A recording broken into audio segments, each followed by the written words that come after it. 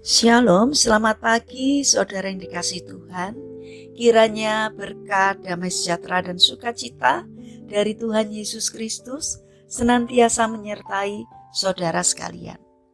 Sebelum kita mendengarkan firman Tuhan dan renungan, marilah kita berdoa. Tuhan Allah Bapa yang baik, kami sungguh bersyukur atas kebaikan dan kemurahan-Mu. Karena Engkau Tuhan yang selalu melindungi, menolong dan menopang kami. Terima kasih atas setiap kemurahan-Mu, ya Tuhan.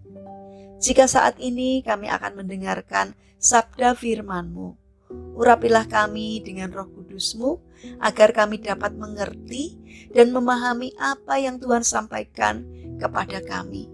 Sehingga karakter kami semakin hari, semakin bertumbuh menjadi lebih baik, sehingga semakin berkenan di hati-Mu. Terima kasih Tuhan, di dalam nama Tuhan Yesus Kristus kami berdoa. Amin.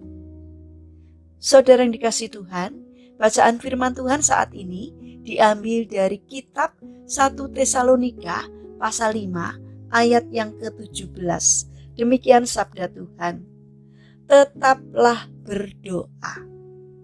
Tema kita saat ini adalah membangun rumah doa. Saudara yang dikasihi Tuhan, suatu malam ada seorang pria bermimpi dan ia yakin bahwa mimpi itu adalah teguran dari Tuhan.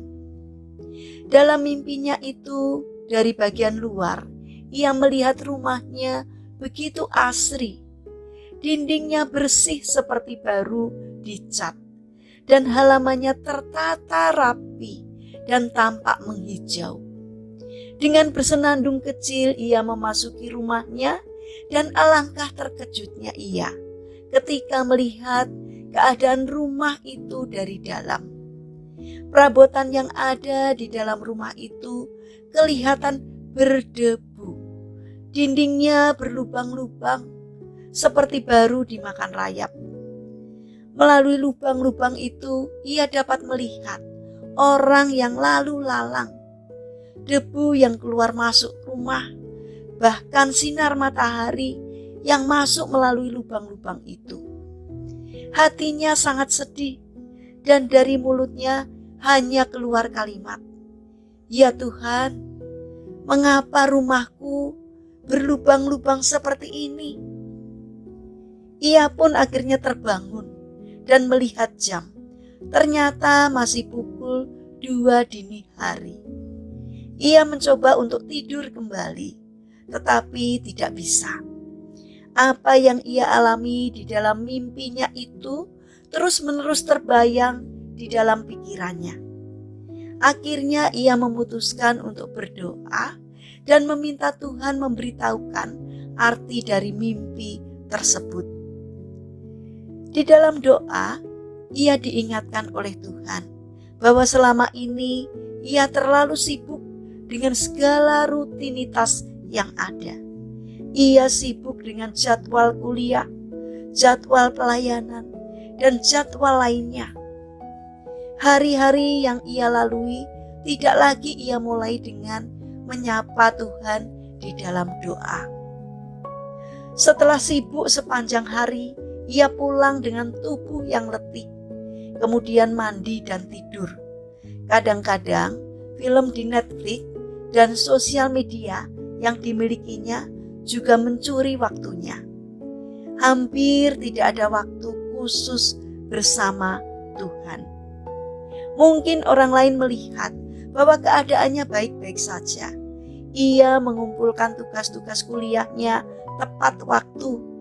Ia tetap melayani dan hubungan dengan teman maupun tetangga terjalin dengan baik.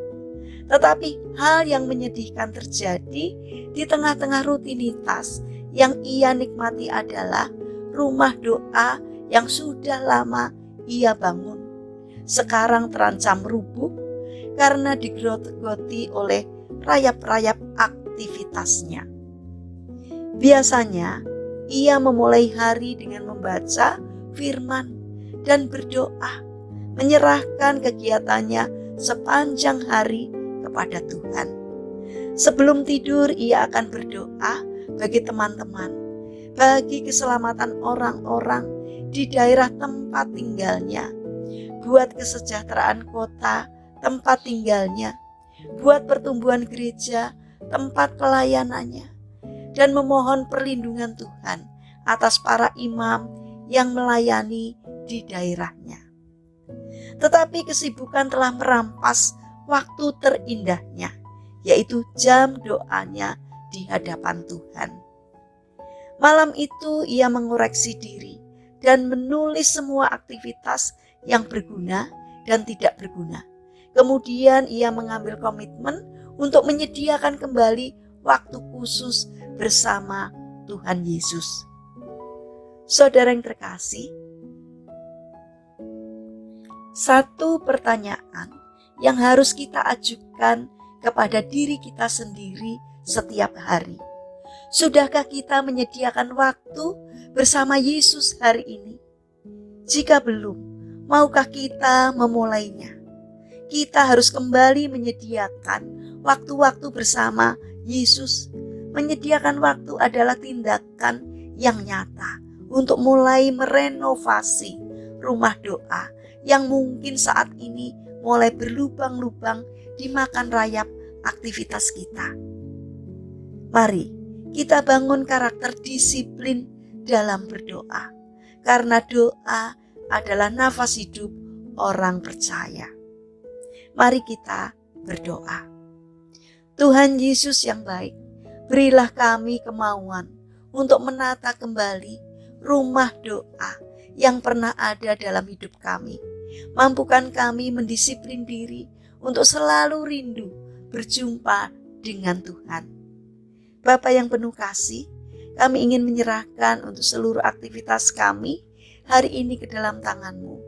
Kami memohon penyertaan dan pertolongan Tuhan. Berikanlah kesehatan kepada kami dan juga orang-orang yang kami kasihi. Kami memohon kiranya Tuhan yang menolong dan memberkati kami. Kami juga berdoa untuk saudara-saudara kami yang mengalami lemah fisik. Kiranya Tuhan berbelas kasih untuk menjamah dan menyembuhkannya. Demikian juga berkatilah bangsa dan negara kami, terutama para pemimpin yang Engkau percaya untuk memimpin negeri kami. Kiranya Tuhan memberi hikmat dari surga, sehingga setiap hal apapun yang dikerjakan, yang diputuskannya, seturut dengan pimpinan dan kehendak Tuhan. Terima kasih Tuhan, kami serahkan doa ini hanya di dalam nama Tuhan Yesus Kristus. Amin. Puji Tuhan, saudara yang terkasih, kiranya firman Tuhan hari ini dapat menjadi berkat bagi kita semua. Haleluya.